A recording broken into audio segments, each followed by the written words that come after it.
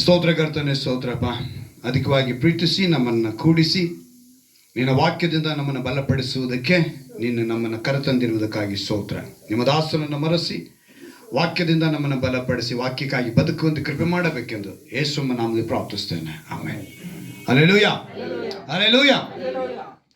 ದೇವರು ಕೊಟ್ಟಂಥ ವಾಗ್ದಾನಗಳನ್ನ ನಾವು ನೆನೆಸ್ಕೊಳ್ಳುವಾಗ ಅದ್ಭುತವಾದ ರೀತಿಯಲ್ಲಿ ದೇವರು ನಮ್ಮನ್ನು ನಡೆಸ್ಕೊಂಡು ಬರ್ತಾ ಇದ್ದಾರೆ ಅಂತ ಒಂದೊಂದು ವಾರವೂ ದೇವರು ನಮ್ಮನ್ನು ನಡೆಸ್ಕೊಂಡು ಬರ್ತಿದ್ದಾರೆ.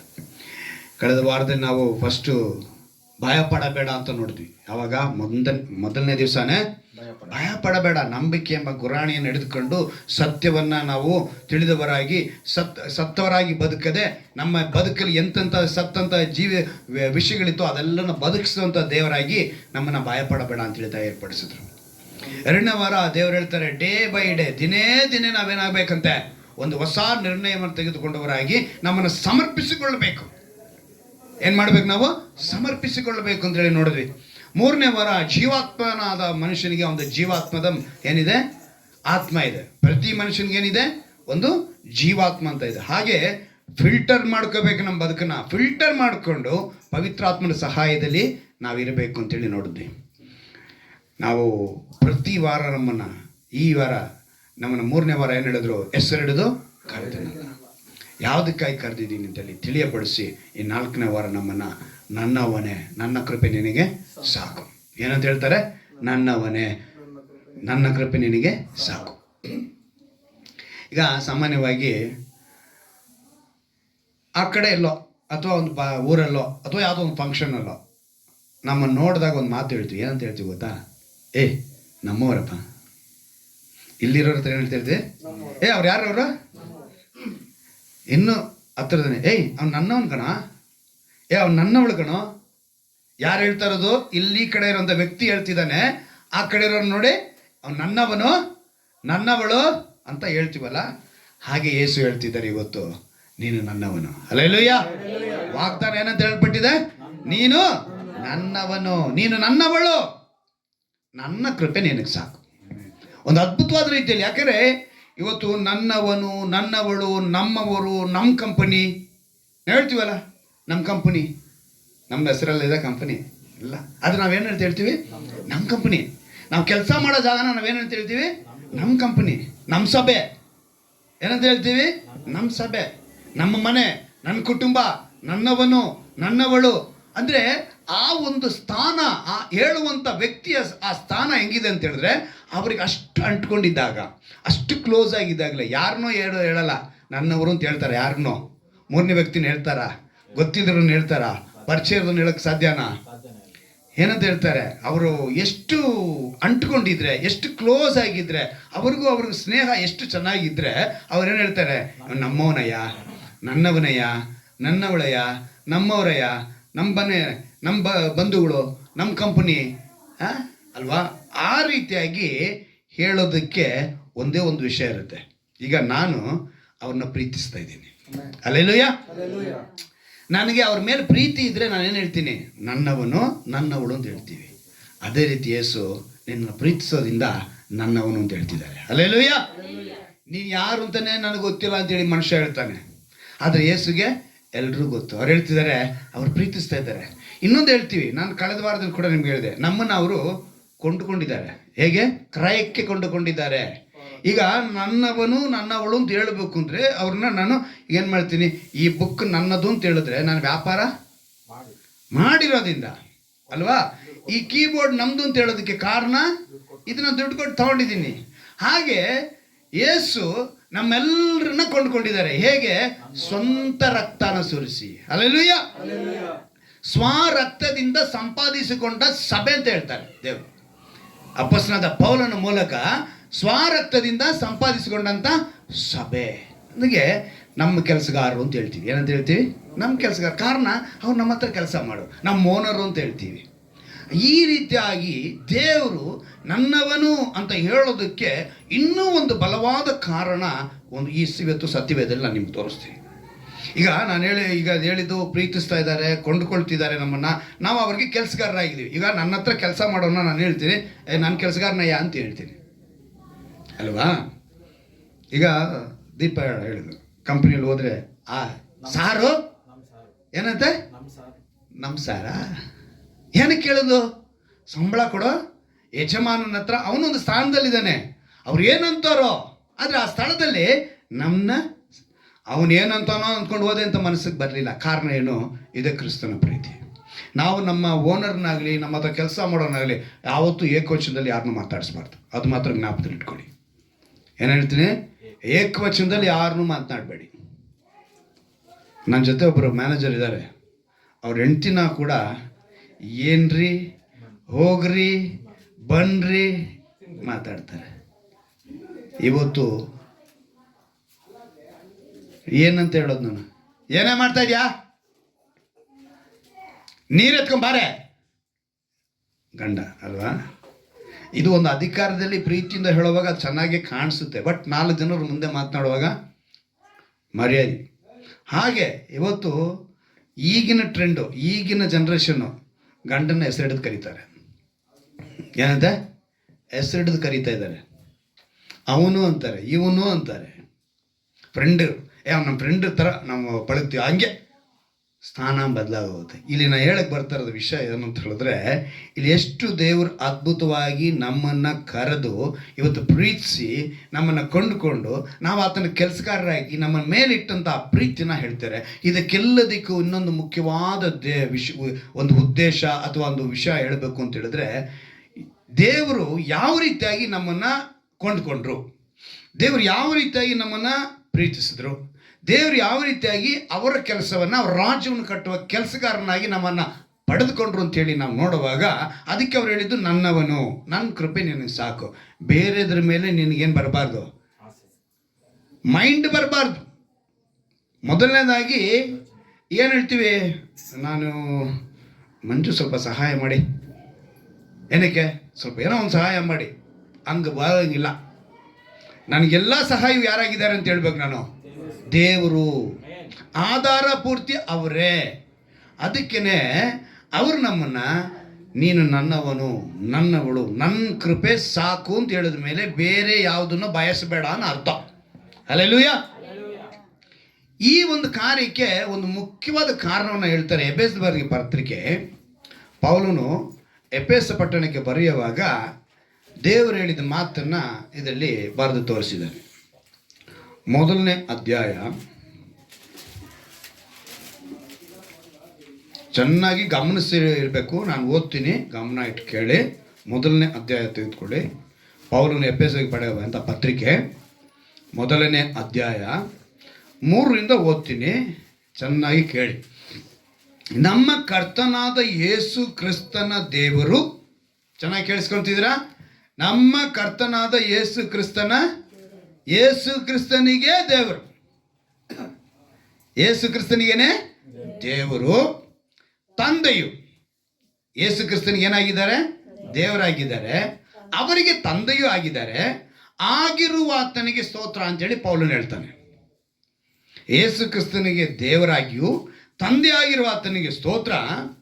ಆತನು ಪರಲೋಕದಲ್ಲಿನ ಸಕಲ ಆತ್ಮೀಯ ವರಗಳನ್ನು ನಮಗೆ, ಇಲ್ಲಿ ಮೈನ್ ಪಾರ್ಟ್ನಲ್ಲಿ ಒಬ್ಬರು ಕುಳಿತಿದ್ದಾರೆ, ತಂದೆ ಆದ ದೇವರು. ಅವರು ಏನಂತ ಹೇಳ್ತಿದ್ದಾರೆ? ಪರಲೋಕದಲ್ಲಿನ ಸಕಲ ಆತ್ಮೀಯ ವರಗಳನ್ನು ನಮಗೆ, ಇವಾಗ ನಮಗೆ ಪರಲೋಕದಲ್ಲಿರುವಂಥ ಎಲ್ಲ ಆತ್ಮೀಯ ವರಗಳನ್ನು ನಮಗೆ ಕ್ರಿಸ್ತ ಯೇಸುವಿನಲ್ಲಿ ಅನುಗ್ರಹಿಸಿದ್ದಾನೆ. ಹಲ್ಲೆಲೂಯಾ. ಯಾರಿಂದ ನಮ್ಗೆ ಅನುಗ್ರಹಿಸಿದ್ದಾರೆ? ಕ್ರಿಸ್ತ ಯೇಸುವಿನಲ್ಲಿ. ನಾನು ಈ ಬುಕ್ನ ತೆಗೆದು ಮಂಜು ಕೈಲಿ ಕೊಟ್ಟು ಮೂರ್ತಿ ಕೊಡು ಅಂತ ಹೇಳಿದ್ರೆ ಅರ್ಥ ಏನು ಬಂತು? ನಾನು ಇದನ್ನು ಯಾರು ಕೊಟ್ಟಿದ್ದೀನಿ? ಮಂಜು ಕೊಟ್ಟಿದ್ದೀನಿ. ಮಂಜು ಏನು ಮಾಡ್ತಿದ್ದಾರೆ? ಇದೇ ರೀತಿಯೇ ಯೇಸುವಿಗೆ ದೇವರು ಕೊಟ್ಟಿದ್ದಾರೆ, ಅಲ್ಲದ್ರಲ್ಲಿ ನಾವು ಅನುಗ್ರಹ ಪಡ್ಕೊಂಡಿದ್ದೀವಿ. ಹಲ್ಲೆಲೂಯಾ. ಆ ಅನುಗ್ರಹ ಆತ್ಮೀಯ ವರಗಳನ್ನು ಪಡೆದುಕೊಂಡಂಥ ನಮಗೆ ಹೇಗೆಂದರೆ, ನಾವು ಪ್ರೀತಿಯಲ್ಲಿ ನಡೆದು ಆತನ ಸನ್ನಿಧಿಯಲ್ಲಿ, ಇದು ಬಹಳ ಗಮನವಾಗಿರಬೇಕು, ಆತನ ಸನ್ನಿಧಿಯಲ್ಲಿ ಪರಿಶುದ್ಧರು ದೋಷವಿಲ್ಲದವರು ಆಗಿರಬೇಕೆಂದು ನಮ್ಮನ್ನು ಜಗದ ಉತ್ಪತ್ತಿಗೆ ಮುಂಚೆ ಕ್ರಿಸ್ತನಲ್ಲಿ ಆರಿಸಿಕೊಂಡನು. ಹಲ್ಲೆಲೂಯಾ. ನನ್ನವನು, ನನ್ನವಳು ಅಂತ ನಿನ್ನನ್ನು ಹೇಳ್ತಾ ಇದ್ದಾರೆ ಅಂತ ಹೇಳಿದ್ರೆ ಯಾವಾಗ ನಿನ್ನ ಆರಿಸ್ಕೊಂಡಿದ್ದಾರೆ ಅವರು? ಜಗದ ಉತ್ಪತ್ತಿ ಅಂದ್ರೆ ಯಾವುದು? ಈ ಭೂಮಿ ಉಂಟು ಮಾಡೋದಕ್ಕಿಂತ ಮುಂಚೆ ಇಲ್ಲಿ ಕುಳಿತಿರುವಂತ ಪ್ರತಿಯೊಬ್ಬರು ಅವರಲ್ಲಿದ್ದಾರೆ. ಹಲ್ಲೆಲೂಯಾ. ಅವರಲ್ಲಿ ಹೇಗಿದ್ರು ಅಂತ ಹೇಳಿದ್ರೆ ಕ್ರಿಸ್ತ ಯೇಸುವಿನಲ್ಲಿ ಅವರನ್ನ ಆರಿಸ್ಕೊಂಡಿದ್ದಾರೆ. ಹಲ್ಲೆಲೂಯಾ. ನೀವು ವಾಕ್ಯಗಳನ್ನ ಕೇಳಿದ ತಕ್ಷಣ ಹಲ್ಲೆಲೂಯಾ ಅಂತ ಹೇಳ್ಬೇಕು. ಒಂದು ವಿಷಯ ಮುಟ್ಟಿದ ತಕ್ಷಣ ಆಮೆನ್ ಅಂತ ಹೇಳ್ಬೇಕು. ಯಾಕಂತ ಹೇಳಿದ್ರೆ ಅಂತ ವಾಕ್ಯಗಳು ನಿಮ್ಮನ್ನು ಹುಡುಕಿ ಬರ್ತಾ ಇಲ್ಲಿ ಹೇಳಲ್ಪಟ್ಟಿದೆ ನೋಡಿ. ಜಗದ ಉತ್ಪತ್ತಿಗೆ ಮುಂಚೆ ಕ್ರಿಸ್ತನಲ್ಲಿ ಆರಿಸಿಕೊಂಡನು.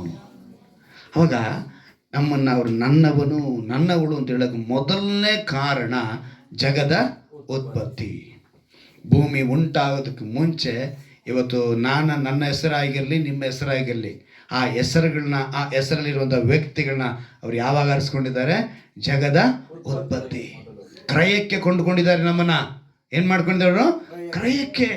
ಜಗತ್ಪತ್ತಿಯ ಮುಂಚೆ ದೇವರು ಆರಿಸುವ ಉದ್ದೇಶ ನಿಮ್ಗೆ ತಿಳಿಸ್ತೀನಿ 4ನೇ ವಾಕ್ಯದಲ್ಲಿ. ಅದರಲ್ಲಿ ಮುಖ್ಯವಾಗಿ ಗಮನಿಸಬೇಕು. ಇವಾಗ ನಮ್ಮನ್ನು ಆರಿಸಿಕೊಂಡಂಥ ಉದ್ದೇಶವನ್ನು ಅದರಲ್ಲೇ ಬರೆಸಿದ್ದಾರೆ.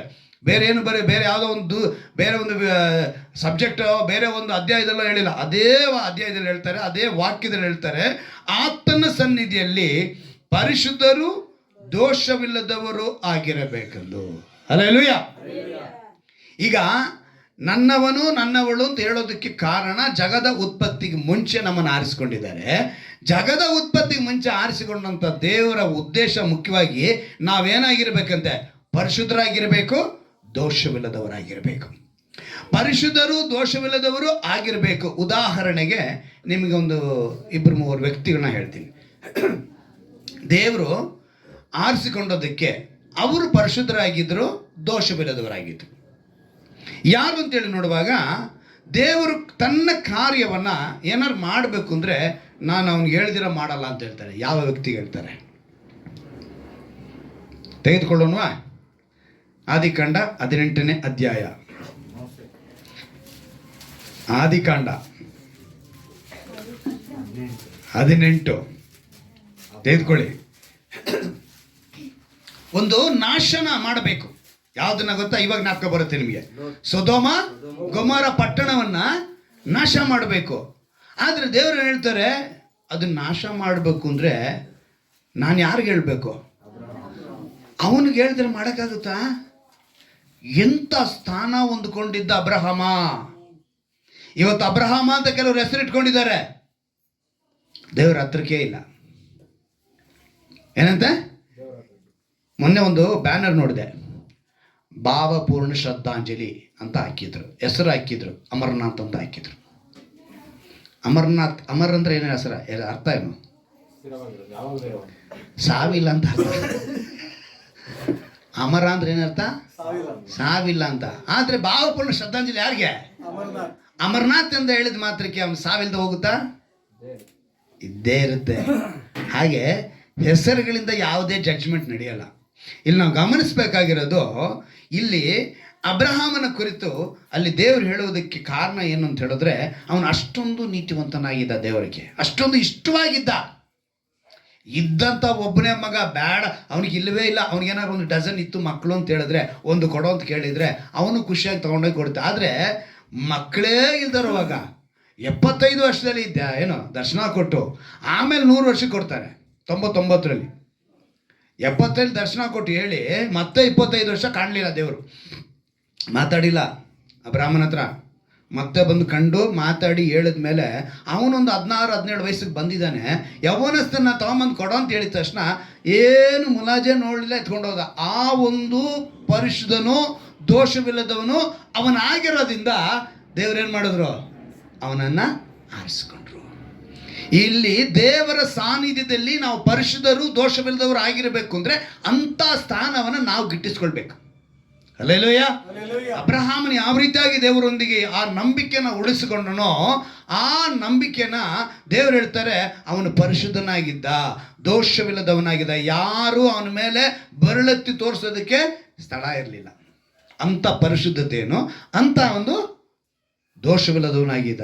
ಎರಡನೇ ವ್ಯಕ್ತಿ ನಾನು ನಿಮ್ಗೆ ತೋರಿಸ್ತೇನೆ, ಆತನು ನನ್ನ ಮನೆಯಲ್ಲೆಲ್ಲ ನಂಬಿಗಸ್ತನಾಗಿದ್ದನು ಅಂತ ದೇವರು ಹೇಳ್ತಾರೆ. ಅರಣ್ಯಕಾಂಡ 12ನೇ ಅಧ್ಯಾಯ ತೆಗೆದುಕೊಳ್ಳಿ. ಅರಣ್ಯಕಾಂಡ 12ನೇ ಅಧ್ಯಾಯ.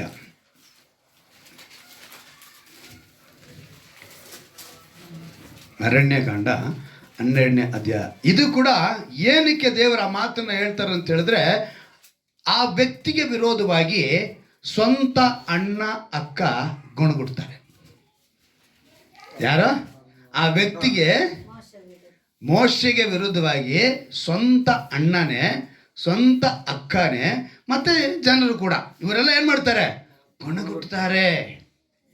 ಆಗ ದೇವರು ಹೇಳ್ತಾರೆ ಅವ್ರ ಹತ್ರ ಬಂದ್ಬಿಟ್ಟು, ನಿಮ್ಗೆ ಎಷ್ಟು ಧೈರ್ಯ ಬಂತು? ಅವನ ಕುರಿತು ನೀವು ನನ್ನ ಹತ್ರನೇ ಗುಣಗುಡ್ತೀರಾ?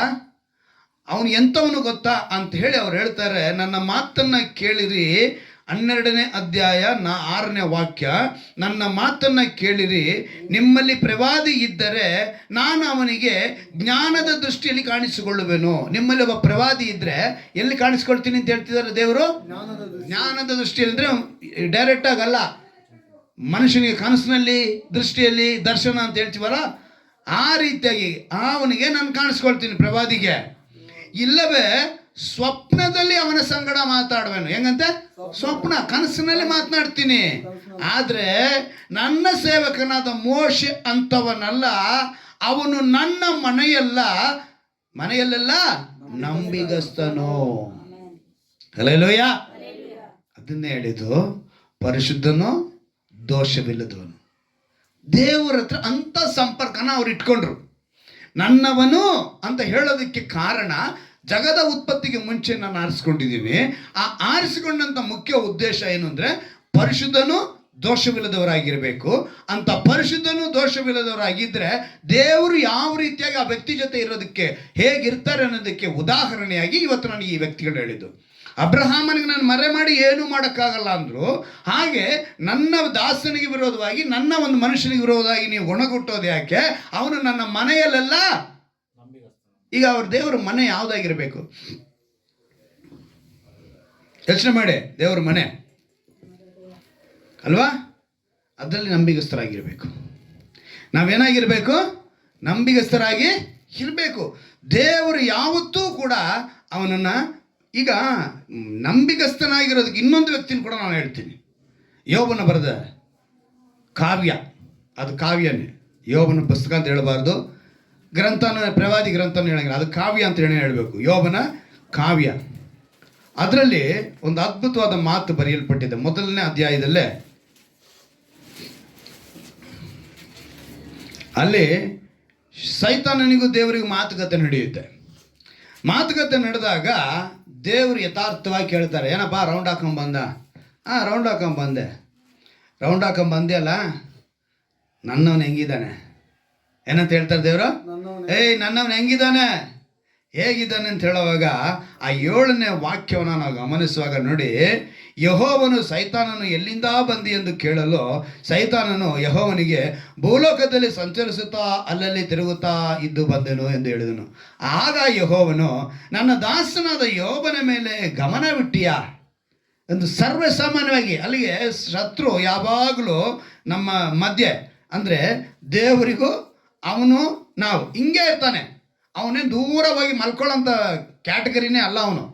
ಸೈತಾನನು ನಮ್ಮ ಜೊತೆಗೆ ಇದ್ಕೊಂಡು ನಮ್ಮನ್ನು ಯಾವಾಗ ಹಳ್ಳಕ್ಕೆ ಬೀಳಿಸ್ಬೇಕಂತ ಪ್ರಯತ್ನ ಮಾಡ್ತಾನೆ ಇರ್ತಾನೆ. ಅವನೇನು ಹೇಳ್ತಾನೆ ಬಂದಾಗ, ನನ್ನ ದಾಸನಾದ ಯೋಬನ ಮೇಲೆ ಗಮನವಿಟ್ಟಿಯ, ಅವನು ದೇವರಲ್ಲಿ ಭಯಭಕ್ತಿಯುಳ್ಳವನಾಗಿ ಕೆಟ್ಟದನ್ನು ನಿರಾಕರಿಸುತ್ತಾ ನಿರ್ದೋಷಿಯು ಯಥಾರ್ಥ ಚಿತ್ತನು ಆಗಿದ್ದಾನೆ. ಎಂಥ ಸರ್ಟಿಫಿಕೇಟ್ ನೋಡಿದ್ರ? ಈ ಸರ್ಟಿಫಿಕೇಟ್ ನಮಗೂ ಬರಬೇಕು. ಅಲ್ಲೆಲ್ಲೂಯ. ಈಗ ಇವ್ರನ್ನ ಆರಿಸಿಕೊಂಡಂಥ ಉದ್ದೇಶಕ್ಕೆ ದೇವರವರೊಂದಿಗೆ ಯಾವ ರೀತಿಯಾಗಿ ಅವರೊಂದಿಗೆ ತನ್ನ ಸಂಪರ್ಕ, ತನ್ನ ಸ್ನೇಹ ಇಟ್ಕೊಂಡಿದ್ರು. ಅಬ್ರಹಾಮನಿಗೆ ಇನ್ನೊಂದು ಹೆಸರಿದೆ, ಏನಂತ? ಸ್ನೇಹಿತನು. ಅಬ್ರಹಾಮನು ದೇವರಿಗೆ ಒಳ್ಳೆ ಸ್ನೇಹಿತನಾಗಿದ್ದರು. ದೇವರು ಅದೇ ರೀತಿಯಾಗಿ ನಮಗೆ ಹೇಳಿದ್ರು, ನೀವು ನನ್ನ ಶಿಷ್ಯರಾಗಬೇಕು ಅಂದರೆ ನೀವು ನನಗೆ ಒಳ್ಳೆ ಸ್ನೇಹಿತರು, ನನ್ನ ಆಜ್ಞೆಯನ್ನು ಕೈಕೊಂಡು ನಡೆದ್ರೆ ನೀವು ನನ್ನ ಸ್ನೇಹಿತರಾಗ್ತೀರ ಅಂತ. ನನ್ನ ಸ್ನೇಹಿತರಿಗೆ ನಾನು ಜೀವನೇ ಕೊಟ್ಟಿದ್ದೀನಿ ಅಂತ ಹೇಳಿದರು ಯೇಸು ಒಡಂಬಡಿಕೆಯಲ್ಲಿ. ದೇವರು ಹೇಳ್ತಾರೆ, ನನ್ನ ಸ್ನೇಹಿತರಿಗೋಸ್ಕರ ನಾನು ಏನು ಮಾಡಿದ್ದೀನಿ, 15ನೇ ಅಧ್ಯಾಯ ಯೋಹನ ಬರೆದ ಸುವಾರ್ತೆ 15ನೇ ಅಧ್ಯಾಯದಲ್ಲಿ ನೀವು ಪೂರ್ತಿ ಓದಿದ್ರೆ ಅದರಲ್ಲಿ ಎಲ್ಲ ವಿಧವಾದ ಅದ್ಭುತವಾದ ಮಾತುಗಳು ಬರೆಯಲ್ಪಟ್ಟಿದೆ. ದೇವರು ಅದ್ಭುತವಾಗಿ ಹೇಳ್ತಾರೆ, ಅಬ್ರಹಾಮ, ಮೋಶೆ, ಯೋಬರು ಪರಿಶುದ್ಧರು, ದೋಷವಿಲ್ಲದವರು. ಅಂದರೆ ಇವರು ಯಾವಾಗಲೂ ಹೆಂಗಿದಂದ್ರೆ, ನನ್ನವನು ಅಂತ ಹೇಳಿದ ಮಾತ್ರಕ್ಕೆ ನಿನ್ನ ಕೃಪೆ ಸಾಕು ಅಂದರು. ಹಲ್ಲೆಲೂಯಾ. ಅವ್ರು ಏನಂತ ಹೇಳಿದ್ರು, ನಿನ್ನ ಕೃಪೆ ಸಾಕು. ಅದಕ್ಕೆ ದೇವರು ಇವತ್ತು ನಮಗೆ ಹೇಳ್ತಿದ್ದಾರೆ, ನೀನು ನನ್ನವನೇ, ನೀನು ನನ್ನವಳೆ, ನನ್ನ ಕೃಪೆ ನಿನಗೆ ಸಾಕು, ಪರಿಶುದ್ಧನು ದೋಷವಿಲ್ಲದವನಾಗಿರು. ಅಂದರೆ ಈ ವ್ಯಕ್ತಿಗಳು ಯಾವತ್ತೂ ದೇವರಿಗೆ ಕೋಪ ತರಿಸಲಿಲ್ಲ.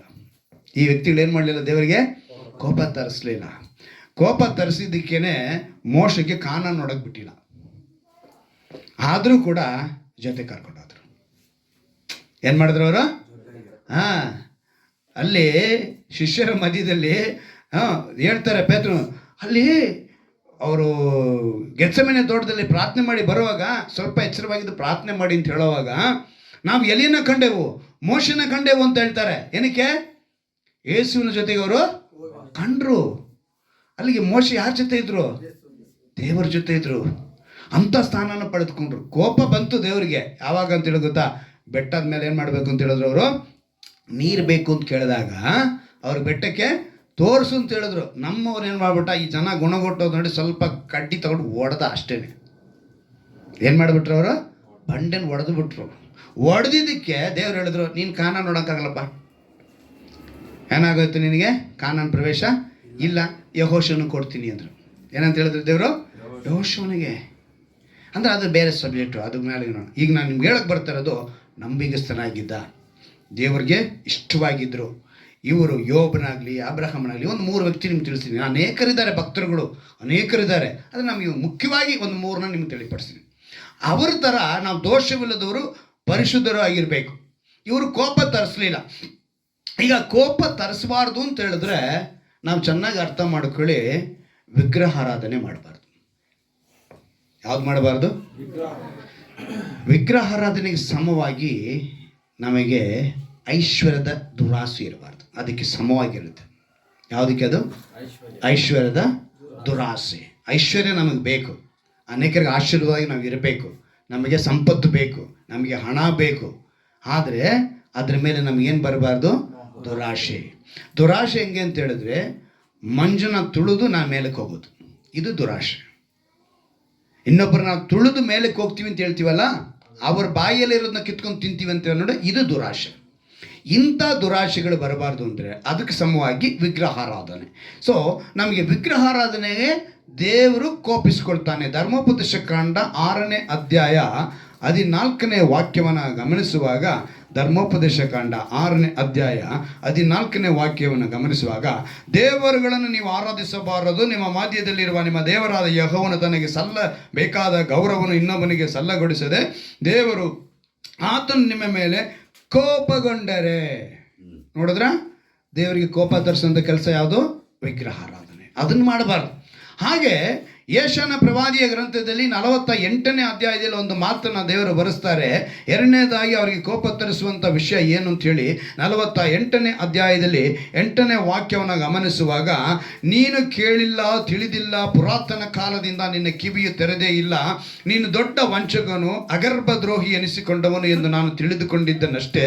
ನನ್ನ ಹೆಸರು ಕೆಡದಂತೆ ನಿನ್ನ ಮೇಲಿನ ಕೋಪವನ್ನು, ದೇವರ ಮಹಿಮೆಯನ್ನು ಅವರೆಲ್ಲೂ ಬಿಡ್ಕೊಟ್ಟ. ಅವರಿಗೆ ಸಲ್ಲತಕ್ಕ ಮಹಿಮೆಯನ್ನು ಅವರಿಗೆ ಸಲ್ಲಿಸಬೇಕು. ತನ್ನ ಸ್ಥಾನವನ್ನು ಅವ್ರು ಎಲ್ಲೂ ಬಿಟ್ಟುಕೊಡೋದಕ್ಕೆ ಸಾಧ್ಯವಿಲ್ಲ. ಅಂದರೆ ದೇವರಿಗೆ ಕೋಪ ತರಿಸುವಂಥ ಎರಡನೇ ವಿಷಯ, ಅವರ ಮಹಿಮೆಯನ್ನು ಇನ್ನೊಬ್ಬರಿಗೆ. ಇವತ್ತು ಅನೇಕ ಪಾಸ್ಟರ್ಸ್ಗಳು ಈ ಸ್ಥಾನನ ಹಿಡ್ಕೊಂಡ್ಬಿಟ್ಟಿದ್ದಾರೆ. ಏನು ಮಾಡಿಬಿಟ್ಟಿದ್ದಾರೆ? ಪಾಸ್ಟರ್ಸ್ಗಳು. ಕಾರಣ ಏನು ಅಂತ ಹೇಳಿದ್ರೆ, ವಿಶ್ವಾಸಿಗಳಲ್ಲಿ ಬಲಪಡಿಸುವಂಥ ವಾಕ್ಯವನ್ನು ಕೊಡದಿರ ವಿಶ್ವಾಸಿಗಳ ಮನಸ್ಸಿನಲ್ಲಿ ಸೇವಕರು ಕೈ ಇಟ್ಟರೆ ಅದ್ಭುತ ನಡೆಯುತ್ತೆ ಅನ್ನೋ ಮಟ್ಟಿಗೆ ಬೆಳೆಸ್ತಾ ಇದ್ದಾರೆ. ಸೇವಕರು ಕೈ ಇಡಬೇಕು. ಅಭಿಷೇಕ ಮಾಡಿದ್ದಾರೆ. ನೀವು ಎಲ್ಲ ಮಾರ್ಕನ್ನು ಬರೆಸುವಾರ್ತೆ ಕೊನೆಯ ಅಧ್ಯಾಯದಲ್ಲಿ ಹೇಳಿರುವಂಥ ಮಾತೇ ಅದು. ನೀವು ಹೋಗಿ ಎಲ್ಲರನ್ನೂ ಏನು ಮಾಡಬೇಕು? ಶಿಷ್ಯರನ್ನಾಗಿ ಮಾಡಬೇಕು. ಮತ್ತಾಯನಲ್ಲೂ ಕೂಡ ನೀವೇನು ಮಾಡಿದೆ ಹೇಳ್ತಾರೆ ದೇವರು, ಯುಗದ ಸಮಾಪ್ತಿಯವರು ನಾನು ನಿಮ್ಮೊಂದಿಗೆ ಇರ್ತೇನೆ. ಆದರೆ ನೀವೆಲ್ಲರನ್ನೂ ಹೋಗಿ ತಂದೆ, ಮಗ, ಪವಿತ್ರಾತ್ಮ ಹೆಸರಿನಲ್ಲಿ ದೀಕ್ಷಾ ಸ್ನಾನ ಕೊಟ್ಟು ಎಲ್ಲರನ್ನು ಶಿಷ್ಯರನ್ನಾಗಿ ಏನು ಮಾಡಕ್ಕೆ ಹೇಳಿದ್ರು? ಶಿಷ್ಯರನ್ನಾಗಿ ಮಾಡು ಅಂತ ಹೇಳಿದ್ರೆ ನಮ್ಮವರೆಲ್ಲ ಗುಲಾಮರಾಗಿ ಮಾಡ್ಕೊತಾರೆ. ಇವತ್ತು ಸೇವಕರು ಬಂದು ಕೈ ಇಟ್ಟರೆ ಬಿಡುಗಡೆ ಆಗುತ್ತೆ. ನೀನು ಪ್ರಾರ್ಥನೆ ಮಾಡೋದು ಬೇಡವಾ? ನೀನು ದೇವರೊಂದಿಗೆ ಇರೋದು ಬೇಡವಾ? ನೀನು ಪರಿಶುದ್ಧನಾಗೋದು ಬೇಡವಾ? ನೀನು ದೋಷವಿಲ್ಲದವನಾಗೋದು ಬೇಡವಾ? ಇವತ್ತು ನಾನು ಕಳೆದ ದಿವಸದಲ್ಲಿ ಹೇಳಿದ್ನಲ್ಲ, ಒಂದು 3 ಫ್ಯಾಮಿಲಿ ಸಂಧಿಸಿದೆ ನಾನು. ಯಾವ ಟೈಮು? ನ್ಯೂ ಇಯರ್ ಟೈಮಾ? ಸುನಿಲ್ ಕರ್ಕೊಂಡೋಗಿದ್ದೆ. ಯಾವುದು? 3 ಮನೆಗೆ ಹೋಗಿದ್ವಿ. ಅವರೆಲ್ಲ ಕೂಡ ನನ್ನ ಕೇಳಿದ ಪ್ರಶ್ನೆ ಹೇಳ್ತೀನಿ, ನಿಮಗೆ ಡಿಲಿವರೆನ್ಸ್ ಅನಾಯಿಂಟಿಂಗ್ ಇದೆಯಾ ಅಂತ ಕೇಳಿದ್ರು. ಹಂಗಂದ್ರೆ ಅರ್ಥ ಏನು ಗೊತ್ತಾ? ಬಿಡಿಸುವ ಅಭಿಷೇಕ ಇದೆಯಾ ಅಂತ ನನ್ನ ಕೇಳಿದ್ರು. ಏನಂತ? ಬಿಡಿಸುವ ಅಭಿಷೇಕ ಅಂದರೆ ಮನಸ್ಸು ಏನಂತ ಹೇಳ್ತಾ ಇದೆ, ಯಾರೋ ಒಬ್ಬರು ಮನೆಗೆ ಬಂದು ನಮಗೆ ಪ್ರಾರ್ಥನೆ ಮಾಡಿದ್ರೆ ಬಿಡುಗಡೆ ಆಗುತ್ತೆ ಅನ್ನೋ ಮೈಂಡ್ ಸೆಟ್ಟಲ್ಲಿ ಇದ್ದಾರೆ ಹೊರತು, ನಾವು ದೇವರೊಂದಿಗೆ ಸೇರಿ ದೇವರಿಂದ ಬಿಡುಗಡೆ ಹೊಂದಿಕೊಳ್ಳಬೇಕನ್ನೋ ಮೈಂಡ್ ಸೆಟ್ ಇಲ್ಲ. ಒಬ್ಬ ವ್ಯಕ್ತಿ ಬಂದು ನಮ್ಮ ಪ್ರಾರ್ಥನೆ ಮಾಡಿದ್ರೆ ಬಿಡುಗಡೆ ಆಗುತ್ತೆ, ಮಾರನೇ ದಿವಸದಿಂದ ನಾನು ಭೂಮಿ ಮೇಲೆ ಹೆಂಗೆ ಬೇಕಾದ್ರೂ ಬದುಕೊಂಡು ಹೋಗೋದು. ಆ 3 ಒಂದೇ ಫ್ಯಾಮಿಲಿಗೆ ಸೇರಿದವ್ರೆ. ಮಗಳು, ತಂಗಿ, ಅಮ್ಮ, 3 ಮನೆ ಅವ್ರಿಗೆ ಹೋಗಿದ್ದು ನಾನು. ಅವ್ರು 3 ಜನನು ರೋಮನ್ ಕ್ಯಾಥಲಿಕ್ಕು.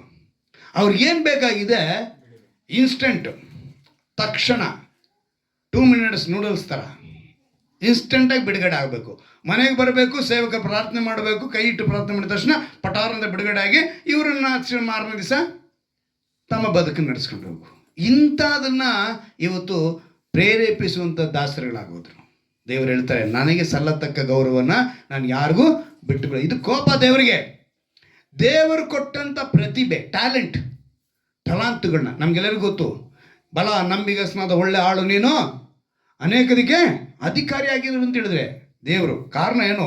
ಒಬ್ಬನಿಗೆ 5, ಒಬ್ಬನಿಗೆ 3, ಒಬ್ಬನಿಗೆ 1 ಕೊಟ್ಟರು. 1 ಕೊಟ್ಟವನೇನು ಮಾಡ್ದ? ಹಂಗೇ ಇಟ್ಕೊಂಡು ಕೊಟ್ಟ. ಇವತ್ತು ನಿಮಗೆಲ್ಲ ತಾಲಂತುಗಳು ಕೊಟ್ಟಿದ್ದಾರೆ, ನೀವು ಅದನ್ನು ಉಪಯೋಗಿಸ್ಕೊಳ್ಬೇಕು. ಪ್ರಾರ್ಥನೆ ಕೊಟ್ಟಿರ್ಬೋದು. ಏನು ಕೊಟ್ಟಿರ್ತಾರೆ? ಪ್ರಾರ್ಥನೆ. ಅದನ್ನು ನೀವು ಅಭಿವೃದ್ಧಿ ಪಡಿಸ್ಕೊಳ್ಬೇಕು. ಹಾಡು ಹೇಳುವುದು, ವಾದ್ಯ ನುಡಿಸೋದು, ಒಂದು ಕ್ಯಾಮ್ರಾಮ್ಯಾನ್ ಆಗ್ಬೋದು, ಸಭೆ ಕೆಲಸ ಮಾಡೋದು, ಪ್ರತಿಯೊಬ್ಬರಿಗೂ ಒಂದೊಂದು ಪ್ರತಿಭೆ. ನಿಮಗೆ ಇನ್ನೂ ಅರ್ಥ ಆಗೋ ಥರ ಹೇಳ್ತೀನಿ. ಮನೆ ಕೆಲಸ ಮಾಡೋರು ಎಷ್ಟು ಜನಕ್ಕೆ ಗೊತ್ತು ತಾನೆ? ಮನೆ ಕೆಲಸ ಮಾಡ್ತಾರಲ್ಲ ಬಂದು ಹೊರಗಿಂದ ಹೆಂಗಸರುಗಳು ಮನೆ ಕೆಲಸ ಮಾಡ್ಕೊಂಡು ಬರ್ತಾರೆ. ಬಟ್ಟೆ ಒಗೆದು, ಪಾತ್ರೆ ತೊಳೆದು, ಕಸ ಹೊಡಿಸಿ ಹೋಗ್ಬೇಕು. ಒಂದು ಮನೇಲಿ ಅರ್ಧ ಗಂಟೆ ಕೆಲಸ ಮಾಡ್ತಾರೆ. ಅದೇ 3 ಕೆಲಸನ. ಯಾವುದು? ಮನೆ ಕಸ ಹೊಡೆದು, ಮನೆ ಒರೆಸಿ, ಮಾಪಾಕಿ, ಬಟ್ಟೆನೂ ಒಗೆದು, ಪಾತ್ರೆನೂ ತೊಳೆದು ಹೊಟ್ಟೋಗ್ತಾರೆ. ಅರ್ಧ ಗಂಟೆ ಮಾಡ್ತಾರೆ. ಇದೇ ರೀತಿ ಒಂದು 10 ಮನೆ ಇಟ್ಕೊಂಡಿರ್ತಾರೆ ಅವರು. ಎಷ್ಟು ಮನೆ? 10 ಮನೆ. ಬೆಳಿಗ್ಗೆ 10 ಮನೆ, ಸಂಜೆ 10 ಮನೆ ಇಟ್ಕೊತಾರೆ. ಆ ರೀತಿ ಸಂಪಾದನೆ ಮಾಡೋರು, ಆ ಅರ್ಧ ಗಂಟೆಲಿ ಆ ಕೆಲಸ ಮಾಡೋರು, ಅದೇ ಮನೆಯಲ್ಲಿರುವಂಥ ವಾಸ ಮಾಡೋಂಥ ಸ್ತ್ರೀಯರು ಮಾಡ್ತೀರ ಅರ್ಧ ಗಂಟೆಯಲ್ಲಿ? ಯಾಕೆ?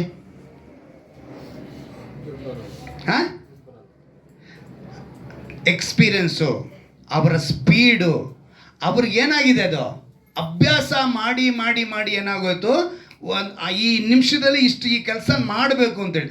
ಅದರಲ್ಲಿ ಕೆಲವು ಸಮಯ ಶುದ್ಧ ಇರಲ್ಲ ಅಂತ ಹೇಳೋ ಕಂಪ್ಲೇಂಟ್ ಇದೆ. ಆದರೆ ನಾರ್ಮಲಾಗಿ ನಾನು ಕಂಡಿರೋ ಪ್ರಕಾರ ಎಷ್ಟೋ ಆಫೀಸ್ಗಳಿಗೆ ಬರ್ತಾರೆ, ಬಂದು ಪಟ ಅಂತ ಮುಗಿಸ್ಕೊಂಡು ಹೋಗ್ತಾ ಇರ್ತಾರೆ. ಎಷ್ಟೋ ಸ್ತ್ರೀಯರು ತಮ್ಮ ಬದುಕನ್ನು, ಮಕ್ಕಳನ್ನು ಓದಿಸೋದಕ್ಕೆ ಈ ರೀತಿ ಕಷ್ಟಪಡ್ತಾರೆ. 10 ಮನೆಗೆ ಹೋಗಿ ಕೆಲಸ ಮಾಡ್ತಾರೆ. ಅವರ ಸ್ಪೀಡ್ ಏನಿದೆ ಅಂದರೆ ಅವರ ಟ್ಯಾಲೆಂಟ್, ಅದನ್ನೇ ಹೇಳೋದು. ಆ ತಲಾಂತು, ಅವ್ರು ಕೊಟ್ಟಂಥ ತಲಾಂತುನ ಅವ್ರು ಬೇಗ ಮುಂದ್ಕೊಂಡ್ರು. ನಾವು ಮತ್ತೊಂದು ಬರೆಸುವಾರ್ತೆಯಲ್ಲಿ ಇದನ್ನು ನೋಡ್ತೀವಿ. 25 ನಿನ್ನ ಕೊಟ್ಟಂಥ ತಲಾಂತ ಅವ್ರು ಕೊಟ್ಟಿದ್ದು ಅವ್ರು ಏನು ಮಾಡಿದ್ರು? 5 ಕೊಟ್ಟವನು 10 ಮಾಡ್ದ, 3 ಕೊಟ್ಟವನು 6 ಮಾಡ್ದ, ಆದರೆ 1 ಕೊಟ್ಟವನು ಹಾಗೆ ಕೊಟ್ಟ. ಇವತ್ತು ನಿನಗೆ ಕೊಟ್ಟಿರೋ ನೀನು ಅದನ್ನು ಮಾಡಿಲ್ಲ ಅಂದರೆ ದೇವ್ರ ಕೋಪ ಬರುತ್ತೆ. ನೀನು ಪ್ರತಿಭೆನ, ನಿನ್ನ ಟ್ಯಾಲೆಂಟ್ ನಾನು ಉಪಯೋಗಿಸ್ಕೊಳ್ಳ ಅಂದರೆ, ನೀವು ಆ ವಾಕ್ಯದಲ್ಲಿ ಆಮೇಲೆ ಓದಿ ನೋಡಿ, ಅದ್ರಲ್ಲಿ ಹೇಳ್ಪಟ್ಟಿದೆ, ದೇವ್ರಿಗೆ ಕೋಪವನ್ನು ತರುವಂಥದ್ದಾಗಿದೆ. ಹಾಗೆ ದೇವರು ಒಂದು ಬಾರಿ ಆಲಯಕ್ಕೆ ಬರ್ತಾರೆ. ಆಲಯದಲ್ಲಿ ಎಲ್ಲ ಪಾರಿವಾಳಗಳನ್ನ ಹಾಕಿ ವ್ಯಾಪಾರ ಸಂತೆ ಮಾಡಿಬಿಟ್ಟಿರ್ತಾರೆ. ಏನು ಮಾಡಿಬಿಟ್ಟಿರ್ತಾರೆ? ಅವರು ಮಾರ್ತಾ ಇರ್ತಾರೆ. ಆಗ ದೇವರು ಕೋಪಗೊಳ್ತಾರೆ. ನನ್ನ ಆಲಯವು ಪವಿತ್ರ ಆಲಯವೆನಿಸಿಕೊಳ್ಳುವುದು ಅಂತೇಳಿ ಅವ್ರನ್ನೆಲ್ಲರನ್ನು ಕೂಡ ಚಾಟಿ ತಗೊಂಡು ಹೊಡೆದು ಕಳಿಸ್ತಾರೆ. ಆ ವಾಕ್ಯವನ್ನು ಕೂಡ ನಾವು ಯೋಹಾನ ಬರೆದ ಸುವಾರ್ತೆಯಲ್ಲಿ ನಾವು ನೋಡ್ತೀವಿ. ಆದರೆ ಇದೇ ವಾಕ್ಯವನ್ನು ಪೌಲನು ಕೊರಿಂಥ ಪಟ್ಟಣಕ್ಕೆ ಬರುವಾಗ ಹೇಳ್ತಾನೆ, ನಾವೇ ಆ ದೇವರ ಆಲಯ. ಇವತ್ತು ನಿನ್ನ ಮನಸ್ಸಿನಲ್ಲಿ, ಹೃದಯದಲ್ಲಿ ಎಷ್ಟು ಪಾರಿವಾಳ ಗೂಡು ಕಟ್ಟಿದೆ, ಎಷ್ಟು ಹದ್ದು ಗೂಡು ಕಟ್ಟಿದೆ, ಎಷ್ಟು ಕಾಗೆ ಗೂಡು ಕಟ್ಟಿದೆ. ಏನಕ್ಕೆ 3 ಹೇಳಿದೆ ನಾನು ಹೇಳಿ? ಪಾರಿವಾಳದ ಗುಣ ಬೇರೆ, ಹದ್ದಿನ ಗುಣ ಬೇರೆ, ಕಾಗೆ ಗುಣ ಬೇರೆ. ಇವತ್ತು ಅನೇಕ ಮನುಷ್ಯರ ಹೃದಯ ಬೆಕ್ಕಿನ ಗುಣ, ನಾಯಿ ಗುಣ, ಹುಲಿ ಗುಣ, ಚಿರತೆ ಗುಣ, ನನ್ನ ಒಳಗಡೆ ಅವ್ನು ಸಿಂಹ ಮಲಗಿದೆ ಅಂತಾನೆ. ಏನಂತ ಹೇಳ್ತಾನೆ? ನನ್ನೊಳಗಿರೋ ಸಿಂಹನ ತಟ್ಟು ಎಬ್ಬರಿಸ್ಬೇಡ ಅಂತ ಹೇಳ್ತಾರೆ. ಅಂದರೆ ಇವನು ಸಿಂಹ ಸಾಕ್ತಾ ಇದ್ದಾನೆ ಒಳಗಡೆ. ಮನುಷ್ಯ ಏನಂತ ಹೇಳ್ಕೊತಿದ್ದಾನೆ? ಅಲ್ಲಿಗೆ ನೀನು ಏನಂತ ಬದುಕ್ತಾ ಇದೆಯಾ? ಇವಾಗ ನಾವು ಏನಂತ ಬದುಕ್ತಾ ಇದ್ದೀವಿ? ಸೊ ನಮ್ಮ ಹೃದಯದಲ್ಲಿ ಇರಬೇಕಾಗಿರೋದು ದೇವರು ಅಲ್ವಾ? ಅದನ್ನ ಮಾಡಿದ್ರೆ, ಪವಿತ್ರನ ಕೆಡಿಸಿದ್ರೆ ದೇವ್ರ ಕೋಪ ಬಂದ್ಬಿಡುತ್ತೆ. ದೇವರು ನಂಬಿಗಸ್ತರಿಗೆ ವಿರೋಧವಾಗಿ, ಅಂದರೆ ನೋಡಿ, ನಂಬಿಗಸ್ತರ ವಿರೋಧವಾಗಿ ಮಾತನಾಡುವವ್ರನ್ನ ಅವ್ರ ಮೇಲೂ ಕೋಪ ಮಾಡ್ಕೊತಾರೆ. ಒಬ್ಬ ವಿಶ್ವಾಸಿ ಆಗಿದ್ದಾನೆ, ಅವನಿಗೆ ವಿರೋಧವಾಗಿ ಯಾರನ್ನ ಮಾತಾಡಿದ್ರೆ ದೇವ್ರು ಮಾಡ್ತಾರೆ, ಕೋಪಿಸ್ಕೊಳ್ತಾರೆ. ಅಂದರೆ ಒಂದು 5 ವಿಷಯ ನಿಮ್ಗೆ ತಿಳಿಸ್ತೀರಿ. ಅಂದರೆ ಈ ಮೋಶೆ ಆಗ್ಬೋದು, ಅಬ್ರಹಾಮನಾಗ್ಬೋದು, ಯೋಬನಾಗ್ಬೋದು, ಪರಿಶುದ್ಧರಾಗಿದ್ದರು, ದೋಷವಿಲ್ಲದವರಾಗಿದ್ದರು. ವಿಗ್ರಹಾರಾಧನೆ ಮಾಡಲಿಲ್ಲ, ದೇವರಿಗೆ ಸಲ್ಲಬೇಕಾಗಿರೋ ಮಹಿಮೆನ ಬೇರೆಯವ್ರಿಗೆ ಕೊಡಿಸ್ಲಿಲ್ಲ, ದೇವರು ಕೊಟ್ಟಂಥ ಪ್ರತಿಭೆನ ಉಳಿಸ್ಕೊಂಡ್ರು. ಯಾಕಂದರೆ ತನ್ನ ಕುಟುಂಬದಾಗ ಏನು ಮಾಡಿರ್ತಾರೋ ಅಂತೇಳಿ ಡೈಲಿ ಏನು ಮಾಡ್ತಿದ್ದಂತೆ? ಯಜ್ಞವನ್ನು ಅರ್ಪಿಸ್ತಾ ಇದ್ದ ಯೋಬ. ಆ ರೀತಿಯಾದ ಗುಣ ಇತ್ತು ಅವನಿಗೆ. ಅದೇ ರೀತಿಯಾಗಿ ತನ್ನ ಹೃದಯದಲ್ಲಿ ಯಾವಾಗಲೂ ದೇವರಿಗೆ ಸ್ಥಾನ ಕೊಟ್ಟಿದ್ದ, ಪವಿತ್ರ ಆಲಯವಾಗಿ ಇಟ್ಕೊಂಡಿದ್ದ. ಅವನು ನಂಬಿಗಸ್ತನಾಗಿದ್ದ, ಅವನು ಯಾರಿಗೂ ವಿರೋಧವಾಗಿ ಮಾತಾಡಲಿಲ್ಲ, ದೇವರಿಗೆ ಕೋಪನೇ ತರಿಸಿಲ್ಲ. ದೇವ್ರು ಹೇಳ್ತಾರೆ, ಯಾರಿಗೂ ತೀರ್ಪು ಮಾಡಬೇಡಿ. ನೀವು ಏನು ಮಾಡಬೇಡಿ? ಯಾರಿಗೂ ತೀರ್ಪು ಮಾಡಬೇಡಿ. ನಮಗೆ ಸುತ್ತಲೂ ಇವತ್ತು ತುಂಬ ಇದೇ ವಿಷಯ ನಡೆಯೋದು. ಅವರು ನಮಗೆ ಬಂದಿಲ್ಲ, ಇವರು ನಮಗೆ ಬಂದಿಲ್ಲ, ನಮ್ಮ ಇದಕ್ಕೆ ಬಂದಿಲ್ಲ, ಅದಕ್ಕೆ ಬಂದಿಲ್ಲ, ಫಂಕ್ಷನ್ಗೆ ಬಂದಿಲ್ಲ, ಮನೆಗೆ ಬಂದಿಲ್ಲ. ನಮ್ಮನ್ನು ಸುತ್ತಲೂ ಇರುವಂಥ ನಾವೇನು ಯೋಚನೆ ಮಾಡ್ತೀವಿ ಹೇಳಿ? ತೀರ್ಪು ಮಾಡಾಕಿರ್ತೀವಿ. ನಿಮಗೆ ತೀರ್ಪು ಮಾಡೋ ವಿಷಯ ನಮಗೆ ಕೊಟ್ಟಿಲ್ಲ. ಉದಾಹರಣೆಗೆ ಒಂದು ವಿಷಯ ಹೇಳ್ತೀನಿ, ನಿಮ್ಗೆ ತಿಳ್ಕೊಳ್ಳಿ. ಯಾರನ್ನು ತೀರ್ಪು ಮಾಡಬಾರ್ದು ಅನ್ನೋದಕ್ಕೆ ಹೇಳ್ತೀನಿ. ಮೆಂಟಲ್ ಹಾಸ್ಪಿಟ್ಲಿಂದ ಒಂದು ಬಾರಿ ಒಂದು ಗುಂಪನ್ನ ಕರ್ಕೊಂಡು ಸ್ವಿಮ್ಮಿಂಗ್ ಪೂಲ್ ಹತ್ರ ಹೋಗಿ, ಎಲ್ಲಿ ಹತ್ರ ಹೋಗಿ ಅವರಿಗೆ ವಾಟರ್ ಥೆರಪಿ ಅಂತಾರೆ. ಏನದು? ನೀರಿನಿಂದ ಒಂದು ಥೆರಪಿ ಮಾಡಿಸ್ಬೇಕು. ಅಂದರೆ ಒಂದು ಯೋಗಾಭ್ಯಾಸ ಥರ, ಅದು ವಾಟ್ರಿಂದ ಮಾಡಿಸ್ಬೇಕಂತ ಕರ್ಕೊಂಡೋದ್ರು. ಅಲ್ಲಿ ಕರ್ಕೊಂಡೋದಾಗ ಅಲ್ಲಿ ಒಂದು 4-5 ಸ್ಟೇಜ್ ಇರುತ್ತೆ. ಇಲ್ಲಿ ಸ್ವಲ್ಪ ಆಳ, ಇಲ್ಲಿ ಸ್ವಲ್ಪ ಆಳ, ಇಲ್ಲಿ ಸ್ವಲ್ಪ ಆಳ, ಇಲ್ಲಿ ಸ್ವಲ್ಪ, ತುಂಬ ಹೋದರೆ ಅಲ್ಲಿ ಆಳ ಜಾಸ್ತಿ ಇರುತ್ತೆ. ಇಲ್ಲಿ ಫಸ್ಟ್ ಪಾಯಿಂಟಲ್ಲಿ ನಿಲ್ಸ್ಕೊಂಡಿದ್ರೆ ಒಬ್ಬನು ಓಡೋಗಿ ಆಳ ಇರೋ ಜಾಗದಲ್ಲಿ ಹೋಗಿ ಧುಮ್ಕೊಬಿಟ್ಟ. ಒಂದು patient, mental hospital patient. Mental hospital ಯಾರು? ಹುಚ್ಚರು ಅಲ್ವಾ? ಒಬ್ಬನು ಓಡೋಗಿ ಅಲ್ಲಿ ಏನದ ಬಿದ್ದೋದ. ಇದನ್ನು ಕಂಡಂಥ ಜೊತೆಗಿದ್ದಂಥ ಇನ್ನೊಂದು ಸ್ತ್ರೀ, ಅದು ಹುಚ್ಚಿ, ಆ ಸ್ತ್ರೀ ಏನು ಮಾಡಿದ್ಲು? ಇವಳು ಓಡೋಗಿ ಹಂಗೆ ಜಂಪ್ ಮಾಡಿ ಅವಳನ್ನೇನು ಮಾಡಿದ್ಲು? ಅವನ್ನ ಕಾಪಾಡ್ಬಿಟ್ರು. ಡಾಕ್ಟ್ರುಗಳಿಗೆ ಆಶ್ಚರ್ಯ ಆಗೋಯ್ತು. ಓಹೋ, ಈಕೆಗೆ ಏನಾಗಿದೆ? ಹುಚ್ಚು ಕಡಿಮೆ ಆಗಿದೆ. ಸೊ ಈಕೆ ಇನ್ಮೇಲೆ ಹಾಸ್ಪಿಟ್ಲ್ ಇರಬೇಡ ಅವಶ್ಯಕತೆ ಇಲ್ಲ. ಯಾಕಂದರೆ ಒಬ್ಬನ ಪ್ರಾಣ ಕಾಪಾಡೋವಂಥ ಮೈಂಡ್ ಬೆಳೆದಿದೆ ಅಂಥೇಳಿ ಆಕೆನ ಏನು ಮಾಡಿದ್ರು? ಮಾರನೇ ದಿವಸ ಕರೆದು, ನೋಡಮ್ಮ, 2 ವಿಷಯ ಇದೆ, ಒಂದು ಗುಡ್ ವಿಷಯ ಇದೆ, ಒಂದೊಂದು ಬ್ಯಾಡ್ ವಿಷಯ ಇದೆ ಅಂತ. ಸರಿ, ಗುಡ್ ವಿಷಯ ಏನಿಲ್ಲ, ನಿನಗೆ ಹುಚ್ಚು ಕಡಿಮೆ ಆಗೋಗಿದೆ, ನೀನು ವಾಸಿಯಾಗಿದೆಯಾ, ಸೊ ನೀನು ನಾಳೆಯಿಂದ ಡಿಸ್ಚಾರ್ಜ್ ಆಗಿ ಹೋಗ್ಬೋದು, ಇದು ಗುಡ್. ಬ್ಯಾಡ್ ಏನು ಅಂದರೆ, ನೀನು ನೆನ್ನೆ ನೀರಿನಲ್ಲಿ ಧುಮುಕಿ ಅವನ್ನ ಕಾಪಾಡ್ದೆಯಲ್ಲ, ಅವನು ಇವತ್ತು ನೇಣು ಹಾಕೊಂಡು ಸತ್ತೋಗ್ಬಿಟ್ಟ, ಇದೇ ಬ್ಯಾಡ್ ನ್ಯೂಸ್. ಅವನು ನೇಣು ಹಾಕೊಂಡು ಸತ್ತೋಗಿಲ್ಲ, ನೀರಿನಲ್ಲಿ ಬಿದ್ದೋದ್ನಲ್ಲ, ಒದ್ದೆ ಆಗಿದ್ದ ಅಂದ್ಬಿಟ್ಟು ನಾನೇ ದಾರ ಕಟ್ಟಿ ಮೇಲೆ ನೆತಾಕಿದ್ದೀನಿ ಎಂದ. ಏನಂತ? ದಾರ ಕಟ್ಟಿ ಒಣಗ್ಸಕ್ಕೆ ಹಾಕಿದ್ದೀನಿ ಎಂದ್ಲು. ಹುಚ್ಚು ಕಡಿಮೆ ಆಗಿತ್ತಾ? ತೀರ್ಪು ನಮ್ದು ಏನಾಗಿತ್ತು? ಇವತ್ತು ತೀರ್ಪು ಅದೇ ರೀತಿ ಇದೆ. ನಿಮ್ಮ ಕಣ್ಣಿಗೆ ಕಾಣಿಸ್ತಾ ಇರುವಂಥದ್ದು ಬೇರೆ ರೀತಿ ಇದೆ. ಅವರ ಸಂದರ್ಭ, ಅವರ ಸಮಯ, ಅವರ ವಿಷಯ ಸುತ್ತಲೂ ಏನಿದೆ ಯಾರ್ದು ನಮಗೆ ಗೊತ್ತಿಲ್ಲ. ಯಾರಿಗೂ ತೀರ್ಪು ಮಾಡಬೇಡಿ. ನೀವು ದೋಷವಿಲ್ಲದವರಾಗಿರ್ಬೇಕು. ಅದಕ್ಕೆ ಹೇಳ್ತಾ ಇದ್ದೀನಿ ಮಾತನ್ನ. ನಾನು ಹೇಳ್ತಿಲ್ಲ, ದೇವರು ಹೇಳಿಸ್ತಾ ಇದ್ದಾರೆ. ನೀವು ದೋಷವಿಲ್ಲದವರಾಗಿರ್ಬೇಕು ಅಂದರೆ ನಾವು ಯಾರನ್ನು ಇಮಿಡಿಯೇಟ್ ಜಡ್ಜ್ಮೆಂಟ್ ಮಾಡೋ. ಅದಕ್ಕೆ ದೇವರು ಹೇಳ್ಕೊಟ್ಟಿದ್ದು ಮಾತನ್ನು ಹೇಳ್ತಾರೆ, ಇನ್ನೊಬ್ಬನ ಕಣ್ಣಲ್ಲಿ ಇರೋದನ್ನ ನೋಡಬೇಡ, ತೀರ್ಪು ಮಾಡಬೇಡಿರಿ, ತೀರ್ಪು ನಿಮಗೂ ಆಗುತ್ತದೆ ಅಂತ ಹೇಳ್ತಾರೆ. ಫಸ್ಟ್ ನಮ್ಮ ಕಣ್ಣಲ್ಲಿರೋ ಕೊಳೆನ, ಆ ರವೆನ ತೆಗೆಯೋಣ, ಆಮೇಲೆ ಇನ್ನೊಬ್ಬದು ನೋಡೋಣ. ಸೊ ನಾವು ದೋಷವಿಲ್ಲದವರು, ಪರಿಶುದ್ಧರು ಆಗಿರಬೇಕು. ಅಂದರೆ ನಾಳೆ ನಾವೊಂದು ಹೆಂಗೆಲ್ಲ ಬದುಕ್ತಾ ಇದೀವಿ ಅನ್ನೋದು ಗೊತ್ತಾಗ್ತಿಲ್ಲ.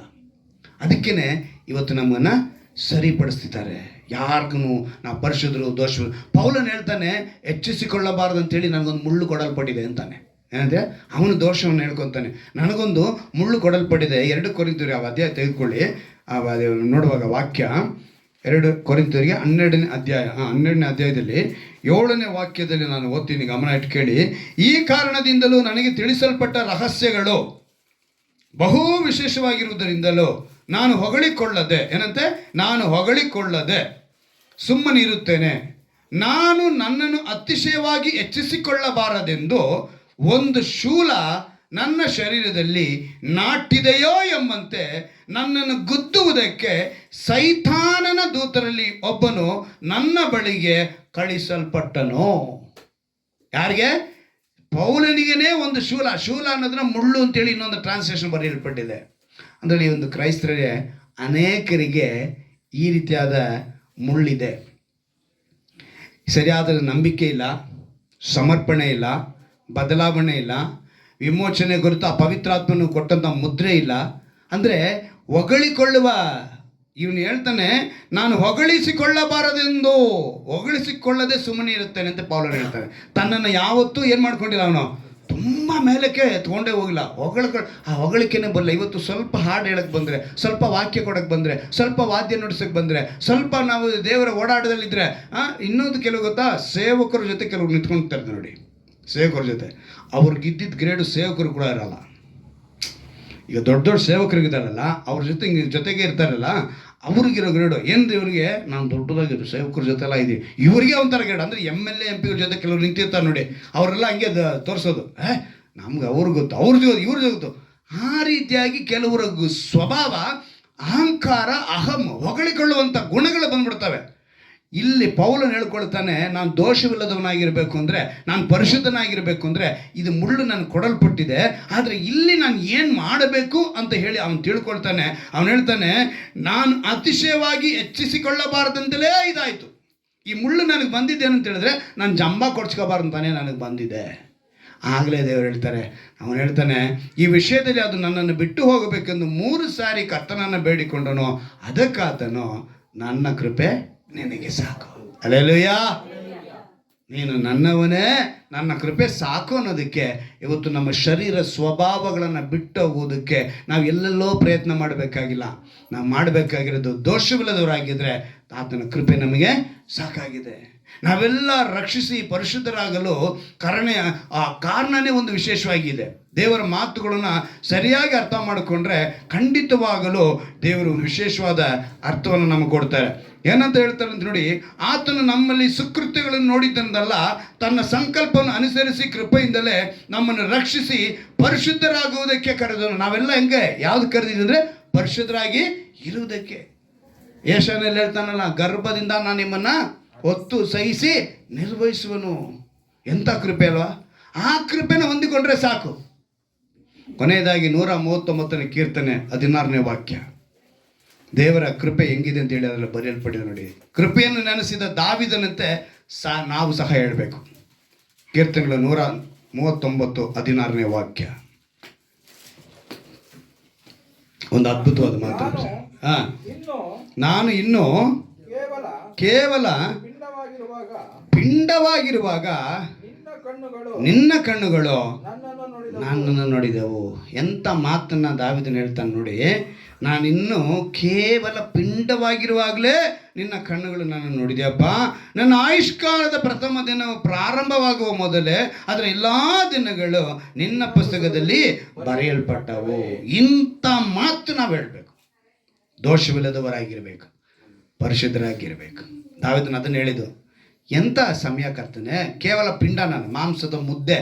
ಆಗಲೇ ನೀನೇನು ಮಾಡಿಬಿಟ್ಟಿದ್ಯಾ, ನನ್ನ ತಿಳ್ಕೊಂಡಿದ್ಯಾ, ಜೀವ ಪುಸ್ತಕದಲ್ಲಿ ಬರೆಸಿದ್ಯಾ, ನನ್ನನ್ನು ನೀನು ಆರಿಸ್ಕೊಂಡಿದ್ಯಾ. ಅಂದರೆ ದೋಷವಿಲ್ಲದವನಾಗಿ ಅವನು ಏನಂತ ಹೇಳ್ತಾನೆ, ನಿನ್ನ ಕಣ್ಣುಗಳು ನನ್ನನ್ನು ನೋಡಿದ್ವು.